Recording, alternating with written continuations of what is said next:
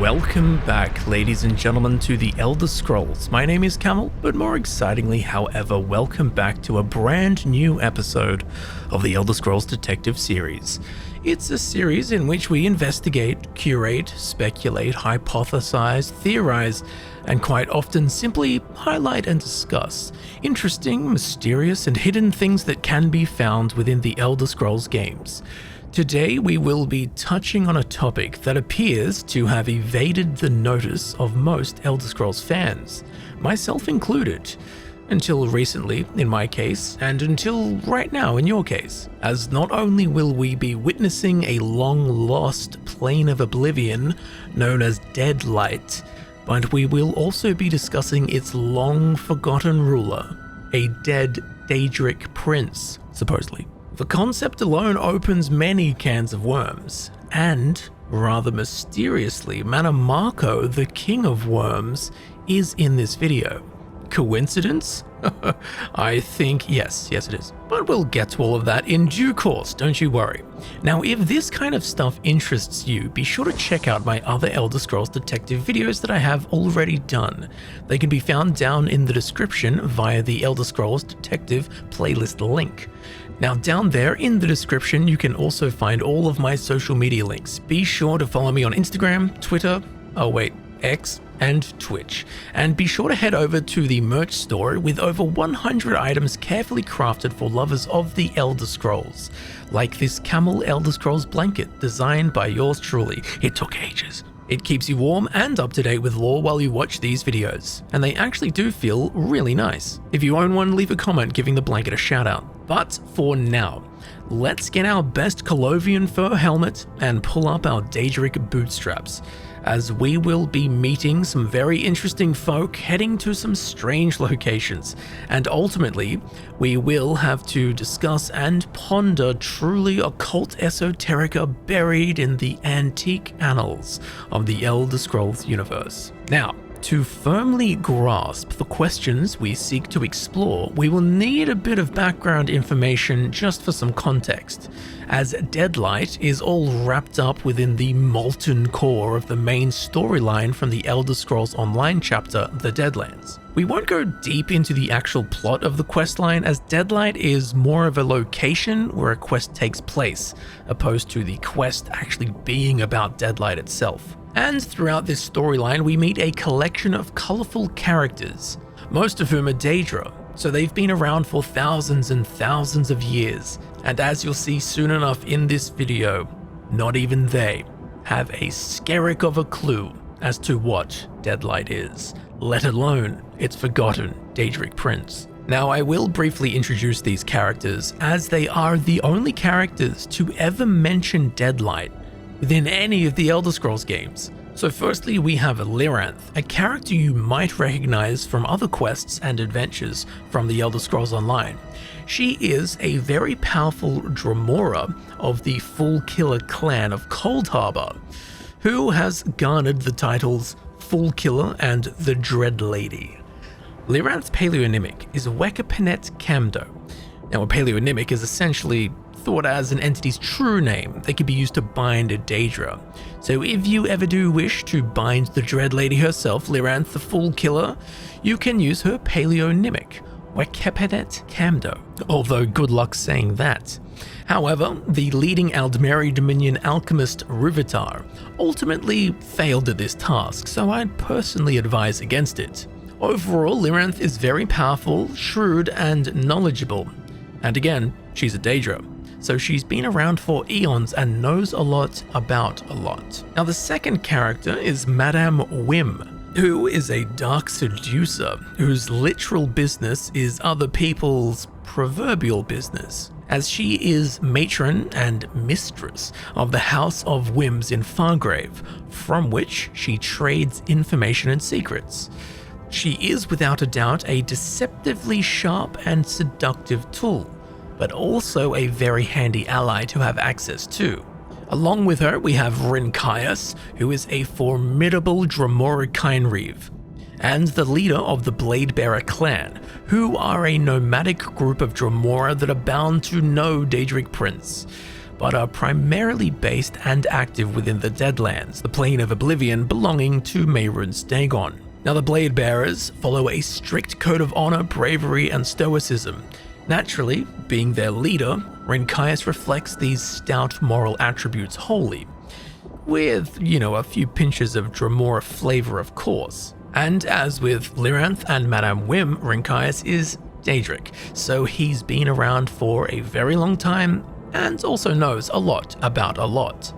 Then we have my personal favorite, Arox The Mutilator, who is this tiny little Daedrat, but don't let his appearance fool you, as he was, / technically still is, a Daedric Ash Titan and the former overseer of the Blood Pit, but was cursed to being bound to the form of a Daedrat by a former lesser of his, Valkanaz Nokvroz. But Arox's ferocity and seething hatred of the Dremora that cursed him, combined with his knowledge of the Deadlands and his knowledge of Mehrunes Dagon and what he's been up to, well, we'd most certainly think that Arox will be a very handy ally. And finally, we have the Anchorite, who is a young Reach woman, lass, who has a magical mask that cannot be removed despite the efforts of various mystics of all walks.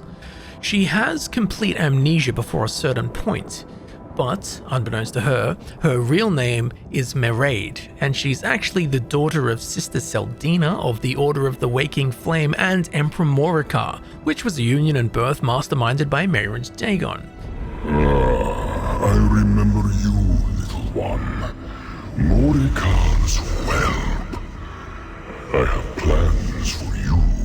But for the realm of Deadlight itself, that's neither here nor there, although the pursuit of this truth does actually lead us there. So, with an understanding of our companions and their varying backgrounds and their great knowledge bases, let us begin the journey that leads us to the forgotten and lost Plane of Oblivion, Deadlight. Now, every mention of this forgotten realm is cloaked in an informational void, lacking really any useful intel, making it all the more alluring, certainly, but definitely rendering it a very difficult investigation. And as I already touched on, it's ever so curious that given essentially our whole band of companions is immortal Daedra, who have existed for millennia and are masters of topics beyond human comprehension, and not even they know head nor tail about Deadlight. But we'll see this for ourselves as I've collected all of the fragments of conversations throughout the entire DLC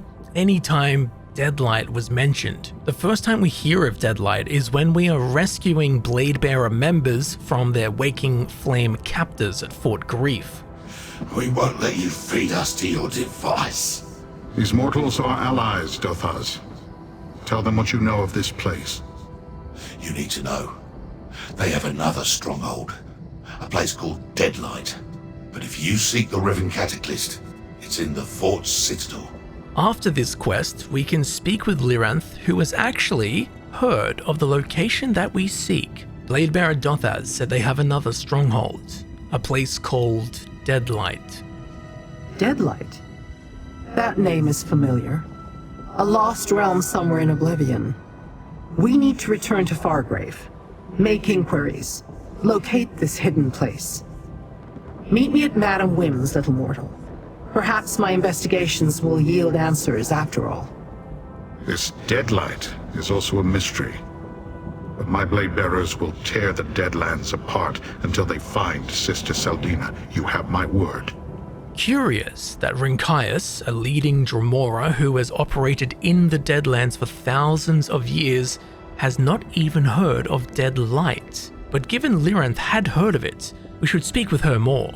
We must ascertain the location of Deadlight, and this hidden stronghold the Blade Bearers heard mentioned. Do you have any idea how we learned the location of Deadlight? Everything I know about Deadlight is rumor and conjecture. It is a plane that suffered some great cataclysm in the ancient past, a realm forgotten and lost to time. I had hoped that Madame Whim would know more, but she claims the place is a mystery.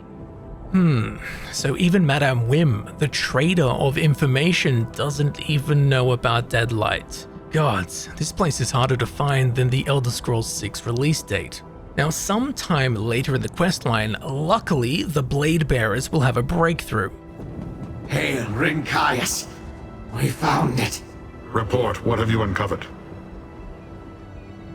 You were correct. The mortal Dagonists have broken with Vulcanar's Nakraz. They retreat to a hidden stronghold in Deadlight. Where is Lyranth, mortal? As you heard, the Blade Bearers have found Sister Seldina and her cultists. The Waking Flame has nowhere left to run. You found their strongholds. You found Deadlight. I forced a cultist to tell me about Deadlight. It's a broken realm, apparently destroyed by Mehrunes Dagon eons ago. He gave it to the cult and they built a stronghold there. A clever hiding place. But the portal to the realm requires a special key. Tell me, where is this portal located? That we have not yet determined. But I have a plan. You must follow one of the groups of cultists, trail them to the portal, and take their key. If the portal key works like the keys to Fargrave, you'll also need the code to operate it. Then, after some serious oblivion diving and cult slaying throughout the Deadlands, we will soon enough find a portal key. They're too late again, Master! Someone beat us to them! Check anyway. Maybe we'll find something important. An intact portal key. If we align the symbols properly, it should open the way to Deadlight. We have what we need, Master. The Deadlight portal lies to the west, beyond the Blood Pit. Once we've got it, we will need to travel across the blasted Deadlands and meet with our companions. Locked and warded against Daedric incursion. These mortals are more resourceful than I imagined. You did well to find this place, Rynkyus. Ah, mortal. Let us confer. Good. I was worried about you out there on your own. On your own? Who is Arox the Mutilator? Chopped Okram Spittle? No, Arox, you're a Daedrat. Let's speak to the Anchorite. While you were out there looking for a portal key, Rynkyus and his scouts found the Deadlight portal. Unfortunately, like the portal to Fort Grief, it's warded. Not only against Lyranth, but all Daedra. We might be on our own in there, my friend. Interesting. Let's see what Rynkyus has to say about this. You acquired a portal key? Good. The portal may be warded against kin, but it has no such protections against you or the Anchorite. Talk to Lyranth. She has a plan. What is this plan Lyranth The Foolkiller has conjured, I wonder? Since you found your way to this portal, I assume you also recovered a portal key and the cipher necessary to activate it? I found a portal key and the instructions, yes. Very good. And I also assume that you heard Rynkyus? Sister Seldina warded this portal not just to prevent my entry, but any other Daedric entity as well. Neither I, nor Rynkyus, nor Arox will be able to step through this portal. Ah, well that leaves me and the Anchorite. So what do you need us to do exactly? Learn whatever you can about the Cataclysm and Sister Seldina's plans. Then I suppose you will want to kill Seldina for the sake of Fargrave and Nirn. Just keep an eye on the Anchorite. The events at Fort Grief have triggered an onset of memories. And we'll skip the rest of the conversation as it's got nothing to do with Deadlight. And with that, the topic of Deadlight is never uttered from the mouth of any NPC in any Elder Scrolls game ever again. That's actually a lie, as it's said one more time, but we'll get to that later on. Point being, from start to finish, that's it. That's all that's ever discussed about Deadlight within the Elder Scrolls Online. We don't exactly have a library of lore to work with here. Ooh, it's gonna be a tough day in the Camelworks office. And when I say day, what I mean is, it's taken 2 months to make this video. So as we stand before the yawning portal, swirling with a mortally seductive influence, we can only wonder as to what lies on the other side, beyond just the name, Deadlight. As we step through the portal and emerge, a sight before unseen lies before us, Deadlight. The atmosphere swills with a sunless sickness plagued by a leprous light, as if a tincture replete with odious teal miasma spilled, seeping through the decayed firmament and staining the spectral realm. Languid lumina casts hollow rays across the expired plane, cursed by a phantasmal lambency, leaving little to the imagination as to how this fractured realm received its name, Deadlight. Whisper winds rake through the vacuous ambience, frequently superseded by the raging crack of thunder, whose resounding roar gravely drags in tectonic gurgles for far longer than one would naturally expect. The horizon is cinched tight with chaotically cobbled spires, stone talons clawing into the drifting void above, as if we were caught within the gaping fanged maw of a beast so vast and ungodly it could not be named. At the center lies a citadel of distinct and familiar Daedric composition, ghastly backlit by a shiverbone fulgur, keystoning a uniquely unnerving yet wholly reverent vision as we gaze up upon this cacodemoniacal castle. Now, in truth, there is, I think, a good reason as to why the structures within this unknown realm do actually look familiar, or more specifically, entirely akin to the architecture found within Mehrunes Dagon's Plane of Oblivion, the Deadlands. But we'll get to that in a minute, as the immediate area is populated by cultists of the Order of the Waking Flame and various summoned Daedra. Scattered about the grounds are broken segments of antique substructures buried by time and dust. Now, after some very careful inspection, I did find a skeleton in a little cave reaching for a jewelry box, and down by the acid pools, a rather morbid yet smirk-inducing piece of environmental storytelling. It would seem a band of drunkards enjoyed their quaff-tide with a not-so-soothing dip in the acidic hot spring. Now, I'll be the first to say I'm no skincare expert, but if you ask me, this is exfoliation gone way too far. Now, while there are random corners and bits and bobs to look at in the immediate area of Deadlight, there's nothing truly important that we need to talk about now. So we will make our way inside the Citadel, where things will be mired with confusion that I do promise will be washed away in a truly neutral king tide of clarity soon enough. But I am intentionally holding back the moon's wave-auguring waxing, as so you may experience Deadlight as I did, crippled by awe and surrounded by puzzle segments that seem immune to fitting, as while walking through these halls, gazing at out-of-place ornaments and murals, trying to piece together what this place is, and why no one knows heads nor tails about it. A forgotten plane of oblivion, littered with large carven statues of imperial heroes and heroines, which, frankly, in regards to the entirety of Oblivion, the Red Diamond Dynasty of Citadel is entirely modern. It's kind of like finding a New York Giants jersey inside the sealed tomb of an Egyptian pyramid. Huh? Doesn't seem to make any sense. So how could these be connected to Deadlight? Well, while it will be short-lived for you, the confusion snowballs drastically, as we will begin to spot Nordic, Nedic, and Imperial tapestries lining the walls, even items depicting the Daedra, the divines being represented in Oblivion? That's weird, but that's nothing yet, as the next room we enter is filled with glass cabinets, compiling and displaying a variety of items that seem to have no connection. There is a lively vampire caged. There is the skull of a Daedric titan, which in its own right is odd as far as I'm aware, Daedra do not leave skeletal remains behind upon death. Therefore, this skull shouldn't exist. We've also got the head of a hag raven. There's some kind of voodoo doll. There's a dragon priest mask. Now again, as far as I'm aware, I don't think there's that many dragon priest masks in the Elder Scrolls. So whose mask is this? There is some kind of holographic enchanted Durzog levitating.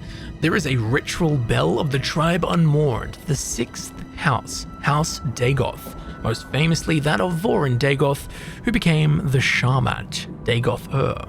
We can see a Dremora who has drunk himself to death. Maybe he's just asleep, I don't know. Regardless, weird thing to have in a glass box. Then there are various terrariums and vessels filled with obscure plants and fungi and shuddersome organics. But then, to make this even more puzzling, is this.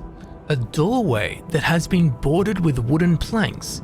But if we are so brave to peer through the gaps, we will see a hooded skeletal figure sitting and staring down at a crib which is harboring the skeletal remains of a baby, while wooden wind chimes bonk and clonk above us. This confused me for days, but I did finally figure out that this is actually a sneaky Easter egg / nod to the 4 ambitions, which we will talk about much later on. But back to the Citadel, there are bookcases that line the walls and the halls. There are desks laden with scribbles and schematics of Daedric symbols.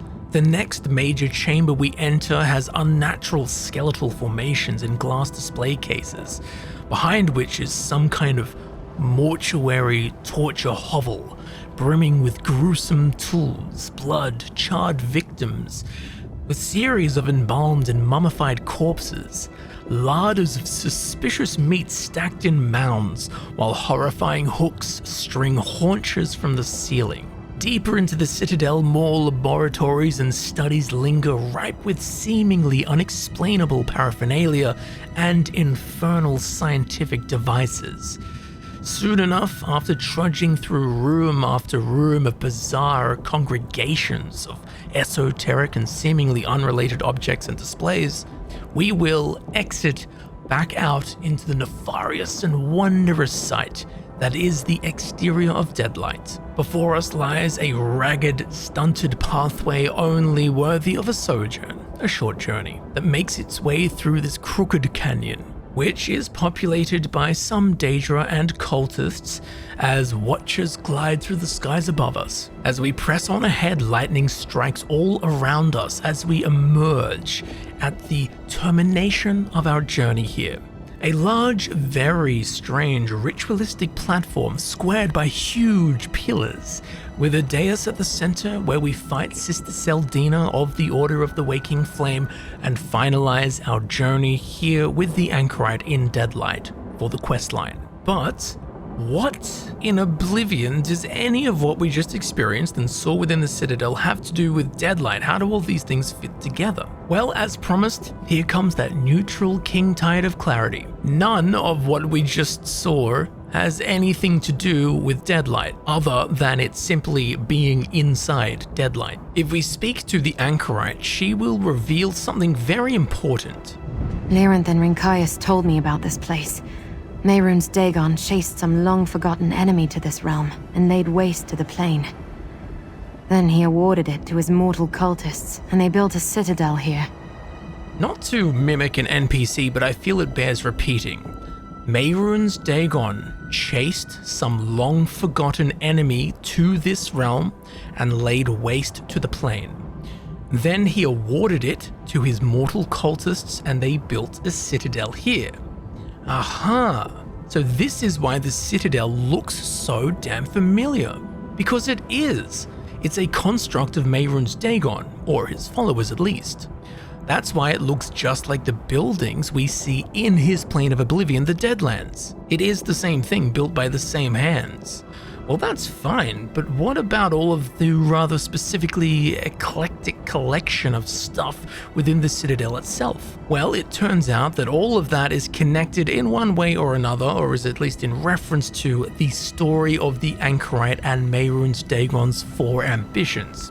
We won't get into it super deeply, as it doesn't really have anything to do with Deadlight, but the Anchorite is the daughter of Sister Seldina and Emperor Moricar, the second Longhouse Emperor. And the Anchorite, Mairead, was all part of a grand plan of the 4 ambitions, who are or were a quartet of powerful beings associated with Mehrunes Dagon, created through selective breeding and Daedric bargains between Mehrunes Dagon, the cultists of the Order of the Waking Flame, and the Longhouse Emperors. Mairead, the Anchorite, being one of the four ambitions, unbeknownst to her until now. And while all of that is actually very interesting, it's not what we've come here to investigate. We are here for the plane itself, the story of Deadlight, and whoever this long-forgotten enemy of Daddy Dagon was, or still is. So investigating the story of who's been living in Deadlight for the past few decades, well, it's just pointless for what we want. Just as we wouldn't discover anything about the natural history of Alaska by exploring a shopping mall in Anchorage, we won't discover the history of Deadlight by paying any mind to the Citadel and the Order of the Waking Flame cultists currently occupying it. But we have such little information on Deadlight. Even the Fellowship of Immortal and Knowledgeable Daedra helping us, those being Rynkyus, Lyranth, Madame Whim, and Arox, well, they had either not heard of Deadlight, or just that, had only heard of it, just a name, a murmured rumor in the annals of history. So, okay, if the best people to turn to are unable to help us, where do we turn? Well, luckily I found a book, hidden in, honestly, the most ordinary of locations. As within the Blood Pit, which is a prison within the Deadlands, the very one in which Arox the Mutilator used to be the overseer, on the ground, sitting next to a cage, we can find an old musty tome titled The Legend of Deadlight, of which we will read and savor every word. The Legend of Deadlight, a story circulated among the Gleaners of Aurbis. Long ago, a bold gleaner named Hrofald of the Three Jests came across a key that could open the forgotten Daedric portal daises scattered across the Deadlands. And no one knows why he was called Hrofald of the Three Jests. That question comes up whenever someone recounts this story. Hrofald set out to explore the portal network, searching out its hidden secrets one by one. Most of the portals led to places that had long since fallen into ruin, while some opened upon citadels still teeming with Daedra loyal to Mehrunes Dagon, and a few connected to other planes. These Hrofald approached with great care, since he didn't want to get stranded in some place even more hostile than the Deadlands. In his explorations, he saw rare wonders and acquired interesting trophies. And then, one day, he simply did not return. After a suitable time, the Gleaners hung Hrofald's cloak upon the wall of the Bearers' Rest in Fargrave, raised their cups in his honor, and wished him well on his final leap. Years passed, so many that few remained who remembered Hrofald's name or his journeys. A disheveled man with a snow-white beard, his body bowed with great age, tottered into the Bearers' Rest and claimed the cloak from the wall. "I am Hrofald," he told those in the room. "I have been to the end of things, and I have returned." And then he told his tale. On the day he vanished, Hrofald used his key to bring a crumbling old portal dais to life. When he stepped through, he found himself in a blasted wasteland. Here, a shattered keep stood beneath a starless sky, in a place illuminated only by a green, ghostly aurora. That did not discourage Hrofald, as many planes present an unwelcoming appearance at first glance. No, what was more troubling was that the plane was devoid of life and energy. The key he carried was discharged, and this new plane lacked the essential energies needed to recharge it. Hrofald set out to explore the area and search for another portal that might offer escape. But he found that this unknown plane was only a shattered shard, a mere remnant of some previous realm that had been subjected to a terrible calamity. A few hours' march brought him to the jagged edges where the sad fragment met the seas of oblivion, and there was no way back. Of Hrofald's long struggle to maintain his life in the bleak place, there is no record. Some say he survived by scavenging the dead things he found here and there in the planar fragment. Others say that as life and light had been extinguished in that place, the natural course of his starvation was slowed to a mere crawl. Whatever the case, Hrofald of the Three Jests endured, slowly withering away, alone. Then came the day that a new portal opened in the realm. Two beings stepped through, a proud mortal in the robes of a priest and a Dremora of high rank. Hrofald crept close to listen to their speech and beg them for help if it seemed wise. Look upon this broken plane, mortal. The Dremora said to the priest, This is all that remains of the realm of a prince whose name is now forgotten.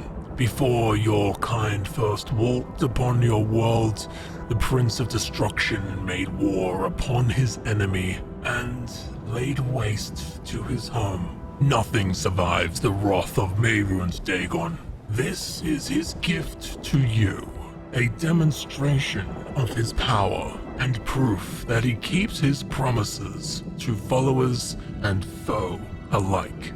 The mortal priest looked about in awe. I thank our mighty lord for my lesson, he answered, and he fell down and worshipped Dagon on that very spot. When he had finished with his prayers, he rose, and both priest and Daedra returned through the portal. Hrofald saw his chance to escape and tottered forward. Just as the portal closed, he staggered through and found himself in the Deadlands again, as an old, broken man. To this day, no one has found this shattered plane, this plane of the Deadlights, as Hrofald named it. Some wonder if perhaps forgotten treasures still lie hidden there, waiting for the Gleaner clever enough to find his way there and pilfer Dagon's spoils. Others wonder about the sights that very few mortals have ever seen. But even so, it must be said that few Gleaners have ever gone looking for Deadlight. There are better places to find treasure. Now, this might not seem like much, as it's not in regards to quantity, but the quality of this information is very illuminating and contains various fragments of interesting information that will aid us in piecing together the hazy past of Deadlight.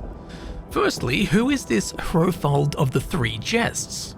Well, we simply don't know. The character does not exist in-game, and the only time the name Hrofald or the Three Jests are ever mentioned in the Elder Scrolls games, well, it only happens once, and it's right here in this book. However, the faction that he belonged to, the Gleaners of Aurbis, does exist within the Elder Scrolls Online, and can actually be found and visited within the Plane of Oblivion known as Fargrave, where the Gleaners act as an organization composed of mortal and Daedric extraplanar travelers who mostly work as thieves and spies. Their founder is a mysteriously long-lived Breton man named Perron Descent, or in Australian, Pierron Descent. Now, we don't know an exact date, but we do know that the Gleaners of Aurbis was founded several centuries before the Elder Scrolls Online takes place, that being the 583rd year of the Second Era. So given that Hrofald of the Three Jests was a Gleaner of Aurbis, and the faction, the Gleaners of Aurbis, was only founded 200 to 300 years ago, pairing this with the fact that Hrofald was in Deadlight already when the Order of the Waking Flame arrived for the very first time. So we can surmise that, at most, the cultist faction was gifted Deadlight no more than a few centuries prior to when the Elder Scrolls Online takes place, which just further confirms that the Order of the Waking Flame and what they've been up to in Deadlight is really irrelevant to the bigger picture of Deadlight. As in the book, the Dremora says this: Before your kind first walked upon your world, the Prince of Destruction made war upon his enemy. So the last time that Deadlight was visited was before the races of men even existed, when it was destroyed by Mehrunes Dagon. So we're talking thousands, if not tens of thousands of years since Deadlight's demise at the wrath of Dagon. So we know for a fact that Deadlight and its now forgotten ruler are so beyond ancient history, I'm not even sure where to place them on the Elder Scrolls timeline. The Mythic era? The Dawn era? Oh, it was before mankind walked to Nirn, so we really can't say. We can say, however, that it was a damn long time ago. Secondly, as Hrofald states when he arrives in Deadlight, and I quote, "Here, a shattered keep stood beneath a starless sky, in a place illuminated only by a green ghostly aurora." So there was actually pre-existing structures within Deadlight before the Order of the Waking Flame built their citadel here. This to me is very curious, as scattered in the dusk and loam of Deadlight we can find broken sections of ancient buildings, lingering like bones in a wasteland. These could very well be remnants of what once was eons ago. And it has also dawned on me that the citadel that the Order of the Waking Flame built here may have used an original, and I quote, shattered keep as a foundational basis. After all, as we travel through the portal to Deadlight, when we come out, the first thing we see is the Citadel. Just as when Hrofald entered Deadlight, the first thing he saw was a shattered keep. So in regards to location, these two structures, the Citadel of the Waking Flame and the shattered keep that was here in Deadlight before the cultists arrived, both seem to be in the exact same spot, making me think that they are in fact actually one and the same, and the cultists simply built upon a pre-existing keep, which would make some of, if not all of the Citadel actually an ancient wonder opposed to the modern construct we suspected it to be. Now the things inside of it that all relate to the Longhouse Emperors and so forth, that stuff can definitely be guaranteed that it is not related to the ancient history of Deadlight, but the building itself perhaps. And there is one particular element that strikes me as very interesting in regards to the buildings that we do find in Deadlight, the structures here. But we will get to that in a minute as it ties into the next 2 points. So the third thing we can take away from the book The Legend of Deadlight is that the realm is completely devoid of energy. And I quote, "The plane was devoid of life and energy, and the key he carried was discharged, and this new plane lacked the essential energies needed to recharge it." This is very curious, as far as I am aware, this is not true. Now, I'm no Daedric portal key energy expert, but devoid of energy and lacking essential energy are two different things. And sure, Deadlight could be both, but it seems that is not the case. So to be clear, I don't know specifically what essential energy for recharging a portal key is. And because of that, I can't make an argument there whether or not there is essential energy here or not. I don't know what that is. However, the statement, the plane was devoid of life and energy. Well, I mean, light? That's energy. Wind? That's energy. Renewable energy, you probably heard about it. Lightning? If I had to think of something off the top of my head that had a ton of energy, I'd say lightning, of which there is quite a lot here in Deadlight. So devoid of life, sure. I mean, there are some scraggly flowers and insects, but overall I wouldn't describe this place as lively.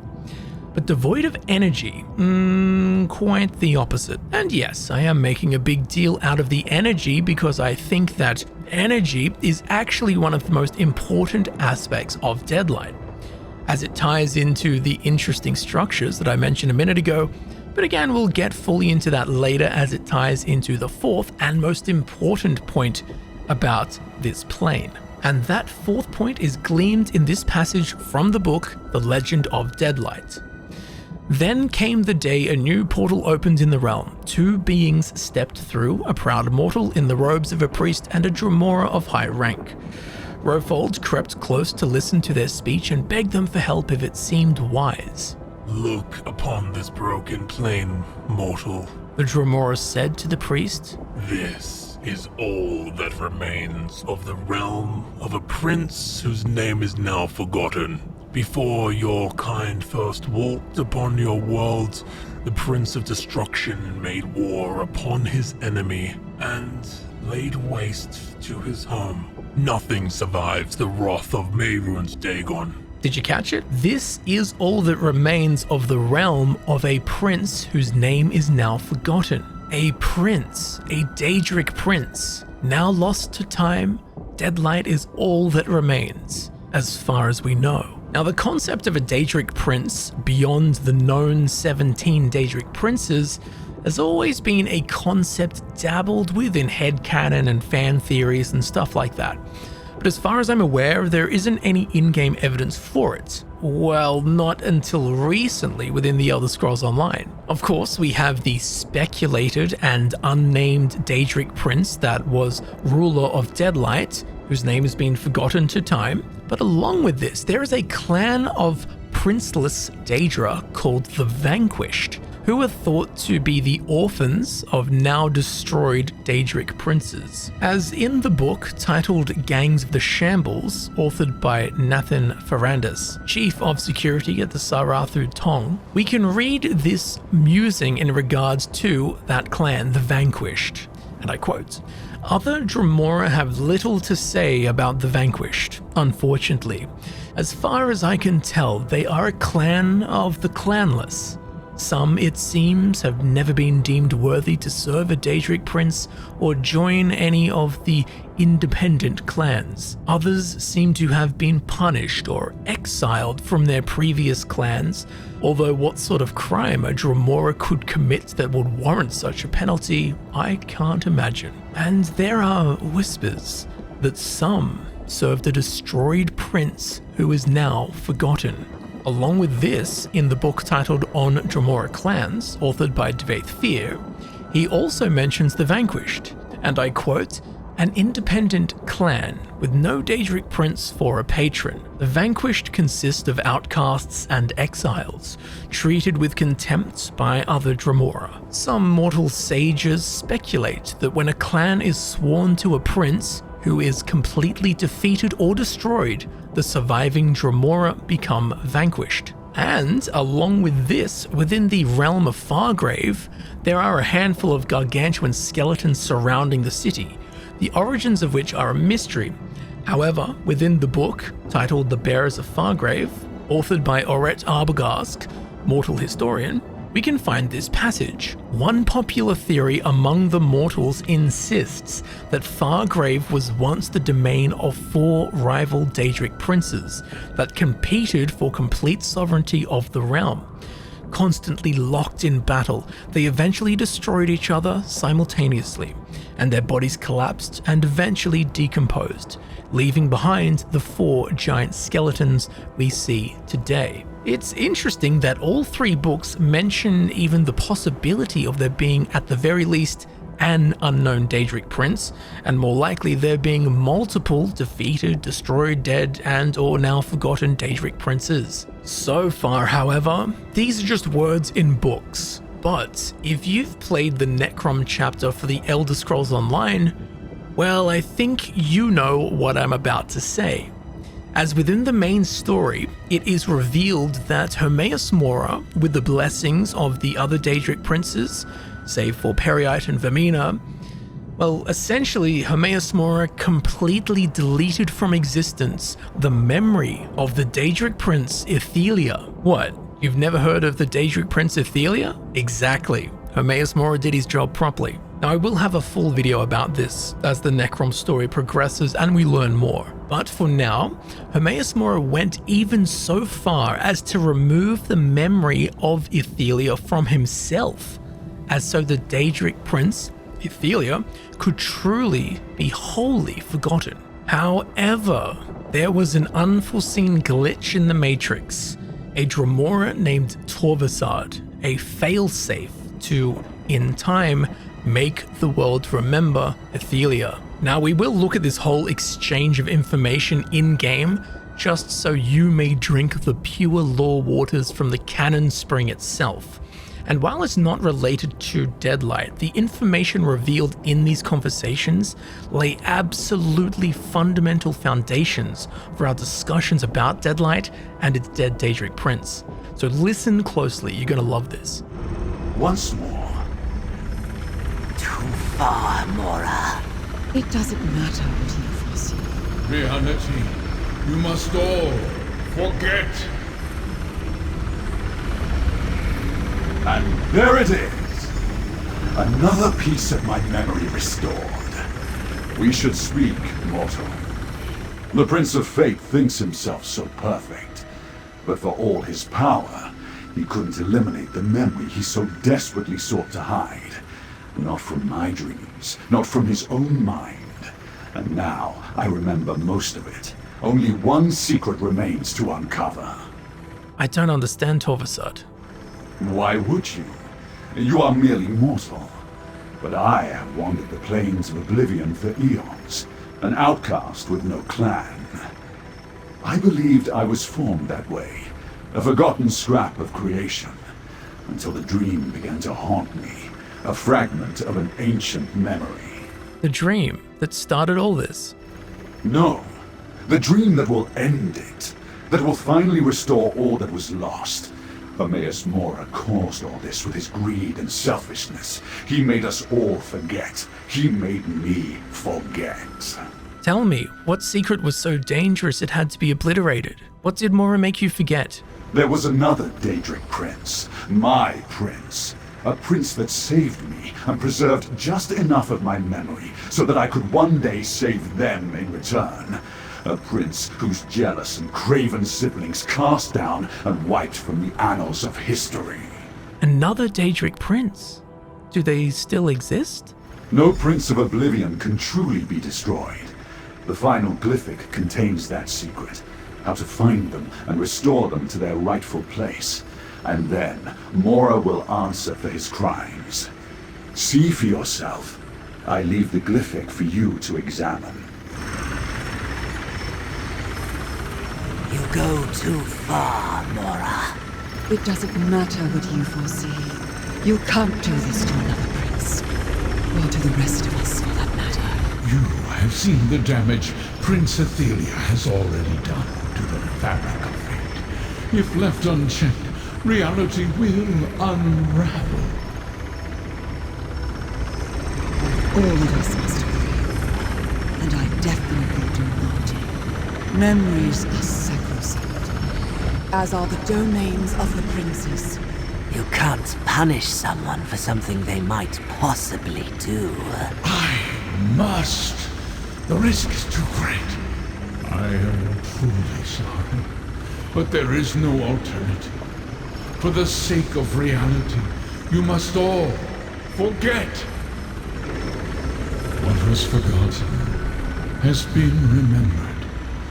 We must speak. Too late. Too late. The door sealed long ago is opened. Just a crack. But the damage is done. That which was forgotten is now remembered. Was all that true? Is there another Daedric prince? The memories released from the two glyphics are accurate and true. Ithelia, the Prince of Paths, the mistress of the untraveled road, the unseen.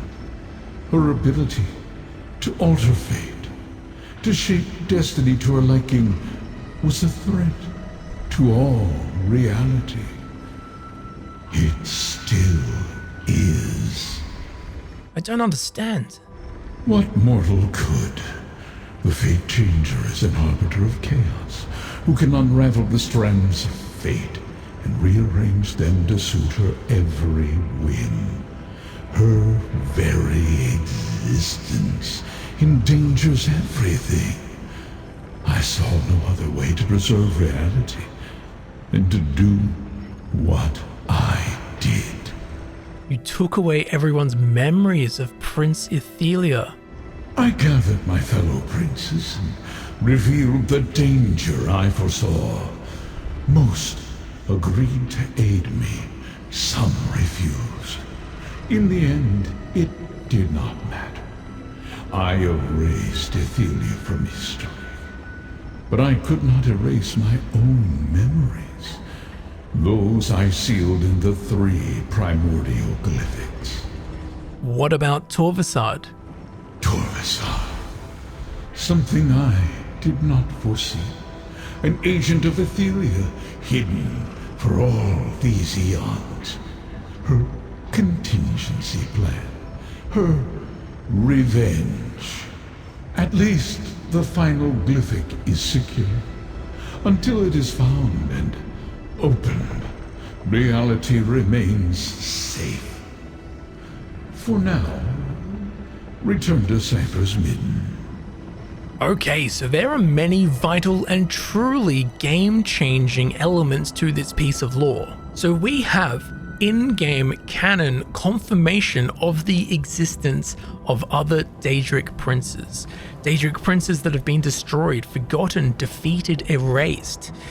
But what does that actually mean? Can a Daedric prince die? Well, after researching this question for several days, the short answer is no, not truly.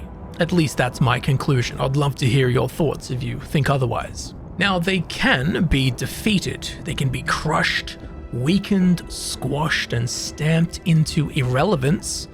And then thousands of years pass and we end up with a universe in which the said Daedric prince has just been forgotten to time. No one even knows they exist. Which isn't dying, but it's basically got the same effect as dying. And I mean, we see plenty of examples throughout the Elder Scrolls games of us, the player characters, defeating Daedric princes, but they aren't dead. They're kind of just out of the way for now. I think Torvesard says it best. No Prince of Oblivion can truly be destroyed. The final glyphic contains that secret, how to find them and restore them to their rightful place. So it would seem the phrase dead in regards to a Daedric prince is contentious, but makes a good video title, so thanks for clicking. But also just linguistically, it doesn't have to literally be dead, it can be a figure of speech. You know, you forgot to charge your phone, what do you say? Oh no, my phone's dead. Well, your phone's not dead, it's just so weak in terms of battery that you can't use it. It's non-functional. In the same way that a Daedric prince can be weakened to a point where no one even knows they exist anymore. So while in a scientific, medical, literal meaning they're not dead, in terms of just getting the point across language, you go, yeah, the Daedric prince is dead. So therefore, I think it's totally fine to refer to a long-forgotten Daedric prince that no one even knows exists as dead. Might as well be. Yes. Now remember, when we arrive at the portal dais to Deadlight, our Daedric companions could not come with us. Which, just as a side note, it doesn't make any sense that we, the player character, can go through it. As in the Elder Scrolls Online, our character's body is a Daedric vessel containing our soul. That's the lore reason as to why we're able to resurrect. Because when you start the game in Cold Harbor because you have died, whereupon we spawn as a soulless Daedric vessel, that being our character's body. So all of our characters in the Elder Scrolls Online are actually running around in Daedric flesh suits. Hence, it doesn't make sense to me as to how we can enter the portal that prevents Daedra from passing through it. I don't know, maybe it's a soul versus animus thing, who knows. Anyway, the portal to Deadlight is enchanted to prevent any Daedra from using it. Now at face value, there doesn't really seem to be any reason for this. Mehrunes Dagon, a Daedra who primarily commands legions of Daedra, lays claim to a slice of oblivion, that being Deadlight, but then has a portal enchanted to stop all Daedra from entering? Why would you do that? Was it to keep the Order of the Waking Flame undisturbed? Maybe, but there might be a better reason. As, backtrack, despite Hermaeus Mora's grand plan to erase Ithelia from history, what was its undoing? A single Dremora, Torvesard.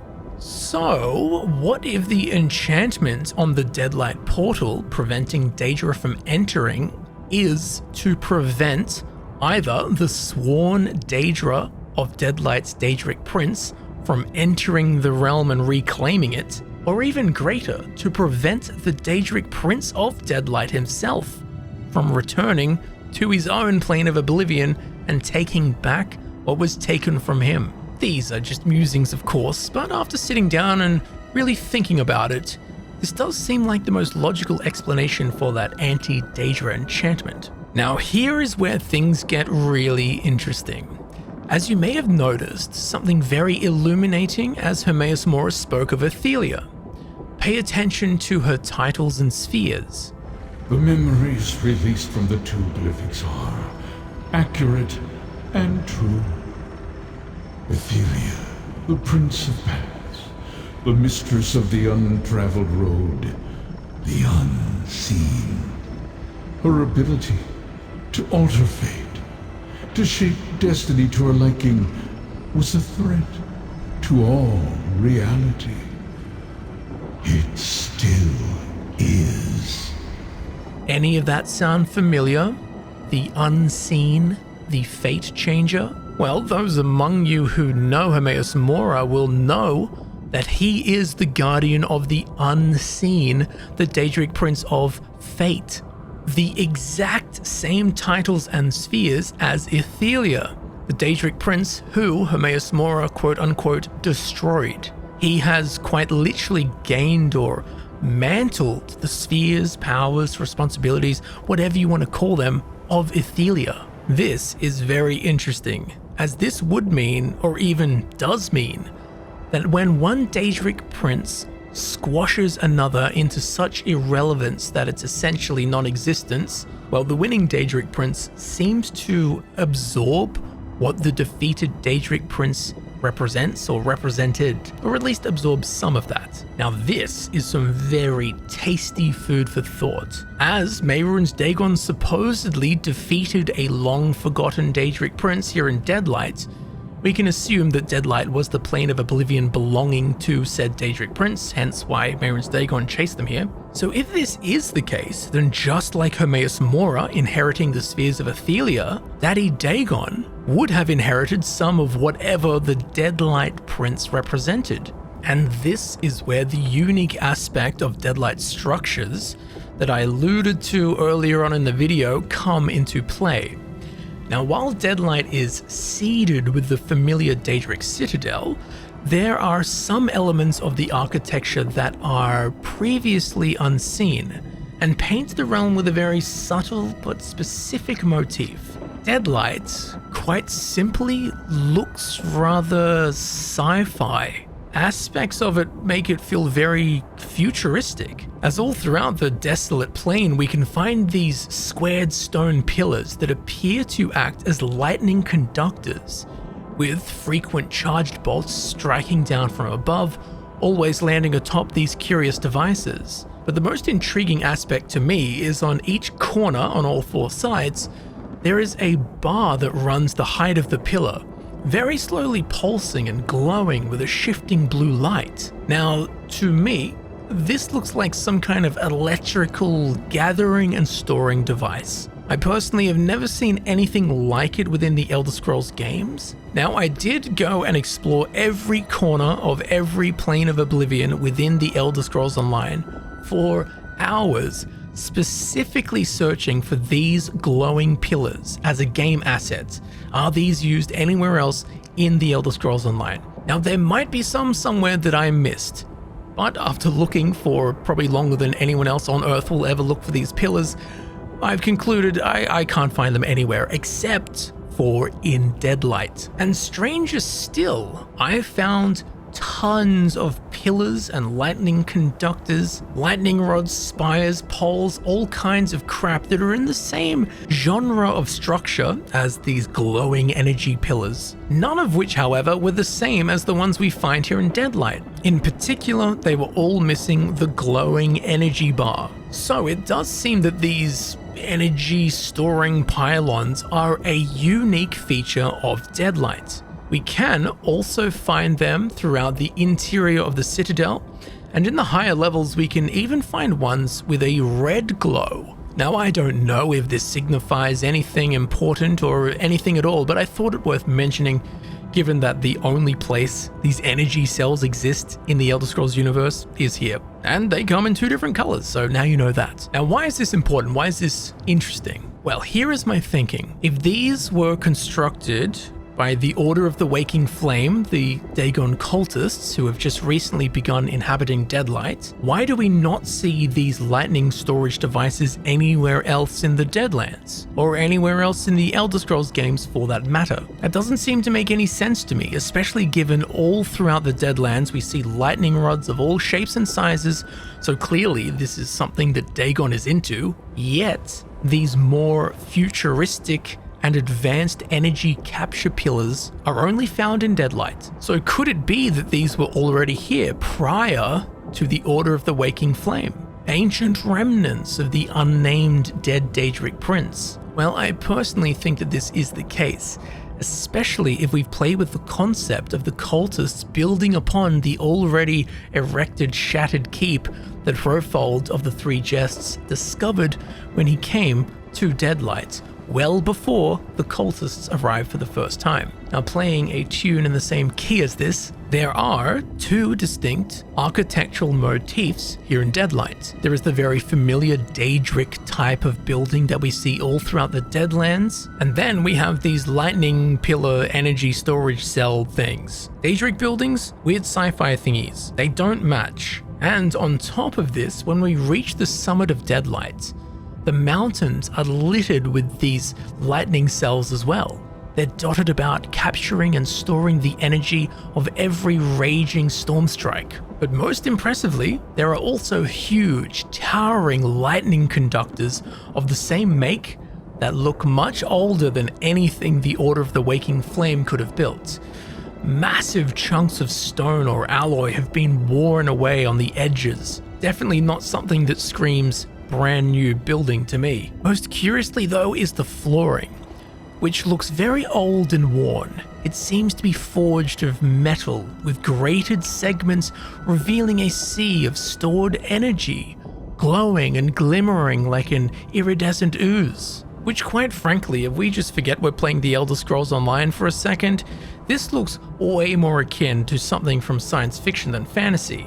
It looks like it belongs in Doom Eternal, not the Elder Scrolls. And again, given we don't see anything like this anywhere else within the Deadlands or anywhere else across any Elder Scrolls game, that makes these advanced structures and constructs all the more unique and special.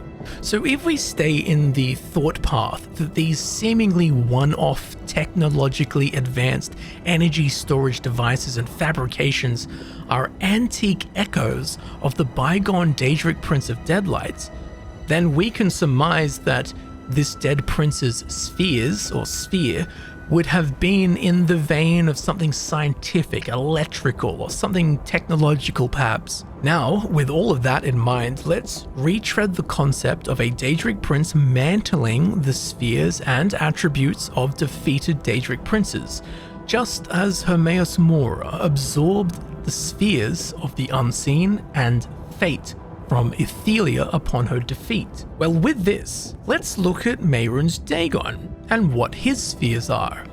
Ambition, 100%. This fits Mehrunes Dagon. Change, yes, he's always causing a stir, he's very chaotic, which is of course change.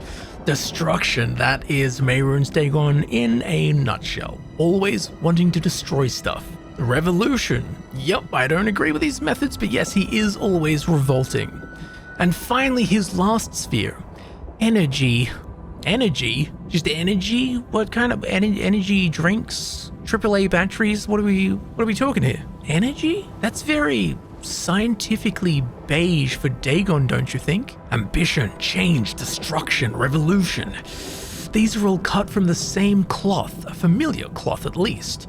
They all fit together, they all have the same vibe. And their relation is clear. It all kind of links up. But energy? I mean, like what? Like big dick energy? I mean, that kind of makes sense, but energy is pretty vague and boringly broad. I think something like power would be much more in tune with Dagon and his other spheres opposed to just energy. To me, at least, energy just kind of sticks out. It's like, what's that? What's that doing in there? And, well, it would seem that the lore masters agree with this sentiment. As on top of this, the word energy is only ever used once in the Elder Scrolls games in direct relation to Mehrunes Dagon. And that can be found in the Book of the Daedra, from which we learn of all of the known Daedric princes and their spheres. This is the only time energy is ever used in direct reference to Mehrunes Dagon. That's pretty weird, don't you think? The Daedric Prince of Energy never gets any reference to energy in correlation directly to him, except for on his resume. Just think of how many times Sheogorath is directly referenced with madness, all the time.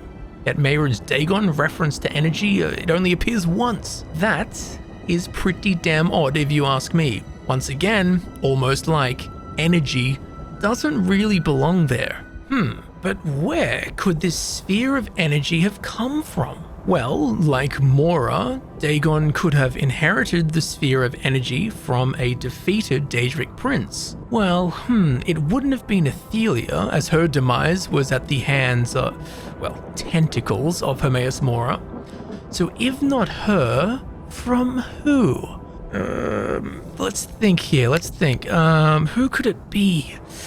I just can't piece it together. Has Mehrunes Dagon ever defeated a Daedric prince who might have just had a superior grasp of energy?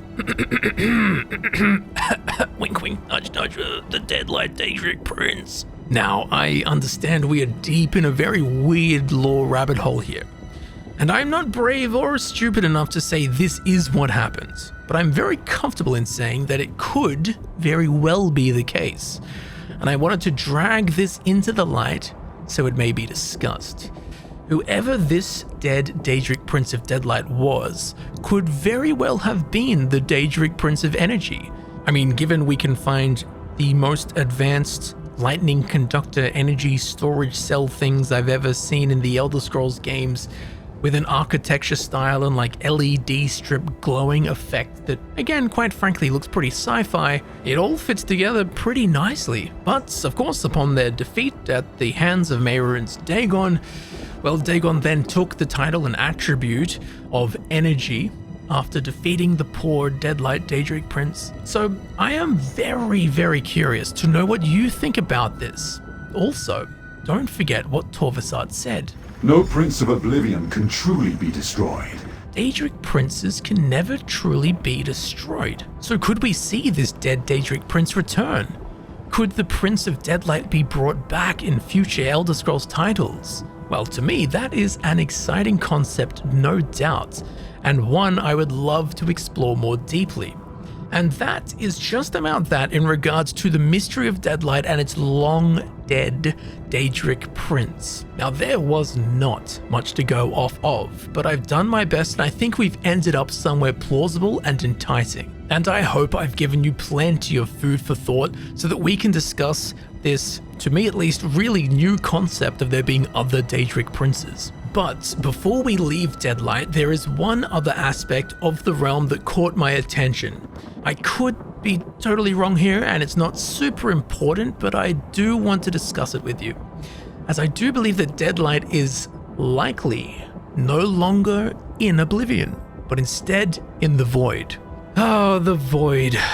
To be honest, I don't think the Void is explained sufficiently within the lore for me to be able to give you an accurate explanation of it, but I'll do my best to boil it down so that we can get the gist of it. The Aurbis is the totality of the Elder Scrolls. Think of the Aurbis as the universe. Within the Aurbis is the Void and all the planes of existence. Planes of existence such as Mundus, the mortal plane, Aetherius, the immortal plane, and the many planes of Oblivion. There's 37,000 of them at least. Now, on top of this, there are other planes of existence as well, but we need not delve into them now. So all of the space within the Aurbis that isn't the planes of existence is the Void. In a conceptual nutshell, that's the simplest way to understanding the Void. Now, what this Orbic cosmos actually looks like, who knows? The only official depiction of The Aurbis that I've ever seen or that I'm aware of is from the introduction cutscene from the Elder Scrolls Legends, the now defunct Elder Scrolls card game. And that is what you're seeing on screen now. If you want to picture the Aurbis, that's it. But of course, this is a two-dimensional image of the Aurbis, so maybe it's spherical in 3 dimensions, or maybe it's a hypercube. Who knows, maybe it's a big bathtub full of cosmic soup in Todd Howard's bathroom, we can't say. All we need to know is that the Void is outside of the planes of existence. The Void is the nothingness and the nowhere, despite also being something and somewhere. See, this is why I Void talking about space in Elder Scrolls lore. It's too confusing. So when I say that I believe that Deadlight could now be in the Void, that sentiment might seem a bit strange, as technically everything within the Aurbis is in the Void. To over-clarify what I'm talking about, let's say there is an astronaut who is 1 million light years from Earth, right out there in the middle of nowhere. We could say that that astronaut is in space, and that is true. But we could also say that me, Camel, sitting on my very expensive yet very uncomfortable Hag Capisco chair, sitting here right here in Sydney, Australia, we could say that I too am in space, because I am on Earth, and Earth is in space. This is also true, but there's a massive difference between myself and the astronaut, despite both of us technically being in space. Well, to transfer this back to the Elder Scrolls, think of the planes of existence like us here on Earth, and think of the Void as space, where much like the astronaut, Deadlight is now possibly just 1 million light years away, floating into the nothingness in the middle of nowhere. Whew, all of that for Deadlight might be in the Void. Oh well, now you know what the Void is, and guess what? You're about to know more. Congratulations, as there is actually one instance in all of the Elder Scrolls games in which we actually get to travel to the Void.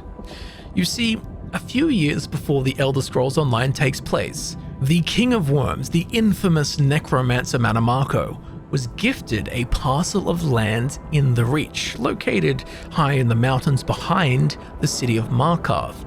This was gifted to him by Ard-Kadak, who was the sitting ruler at the time. Now Mannimarco, to appease his lord Molag-Bal, began experimenting with rituals in an attempt to meld Tamriel with Coldharbour, Coldharbour being Molag-Bal's plane of oblivion. So Mannimarco attempted to meld his new parcel of land in the Reach with Coldharbour, but ultimately the ritual failed.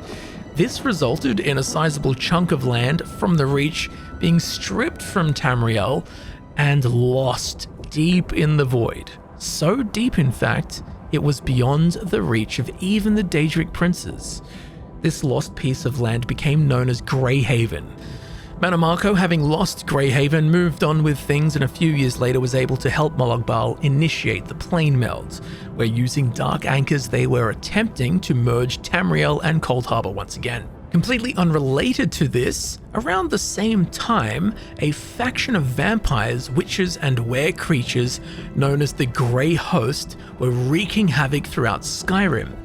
Led by the Ashen Lord Rada al-Saran, a sword-singing, she-high-wielding Yakudan Ragara Ansai warrior vampire lord, who once challenged the Saint of the Spirit Sword, the goddess Leki, to a duel that lasted 3 days and was concluded when Rada al-Saran broke Leki's blade. This is the sword that split Leki's blade, reforged in bitter blood. You will taste it soon. That might sound like the most ridiculous resume of all time, but that is Rada al-Saran in a nutshell. And yes, I definitely need to make a video about this guy at some point. Anyway, Rada and his fellow Grey Host members had made a pact with Molag-Bal, pledging their souls in return for power. But for centuries, Rada wished to free their souls from the grips of Baal. Through many attempts and strange experiments, even Rada al-Saran could not find a way to do this. What he needed was a safe haven. He needed to find a way to be out of reach of the Daedric princes. And guess what Rada al-Saran discovered? Greyhaven, Mannimarco's old parcel of land deep in the Void. Well, utilizing ancient Nighthollow clan vampire magic combined with the Dwemer orrery at Arksand, Rada al-Saran was able to navigate the Void and create a link between Mundus and Greyhaven. So naturally, for the related questline, we follow Rada al-Saran into the Void, to Greyhaven. Now take a good look around. Tell me, does Greyhaven look familiar at all? Does it look like any other place we've seen in this video?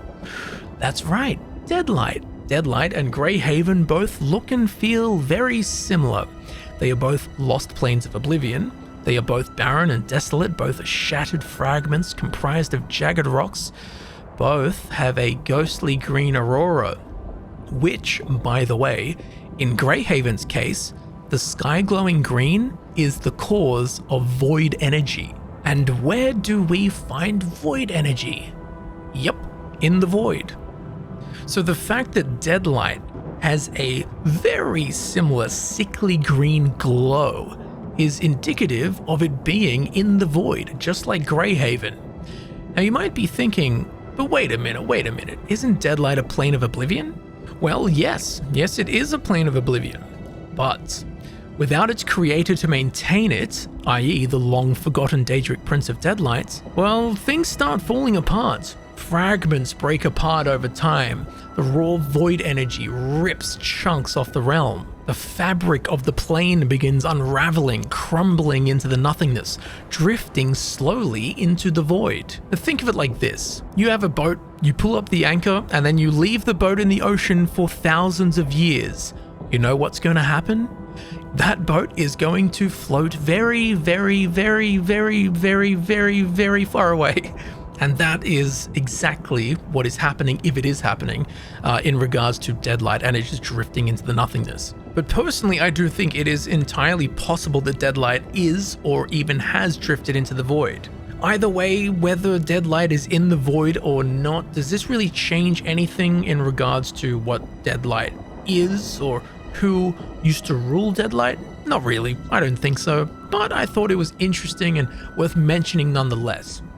And with that, I do believe that we have touched on and frankly delved deep into every single facet and savored every crumb and scrap of information about Deadlight and its long forgotten Daedric Prince.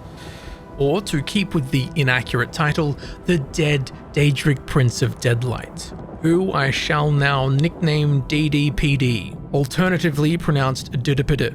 As you know, DDPD, it sounds like something you don't want the doctor to tell you that you have. But nicknaming possibly dead Daedric princes is all in a day's work when it comes to investigating the Elder Scrolls series and its many strange stories. So I do hope that you have learnt something new about the beautifully mad universe that these wonderful games take place in, the Elder Scrolls. If you have any information, facts, evidence, speculation, theories, or anything to do with Deadlight, or perhaps even other forgotten Daedric princes, I'd love to hear what you have to say.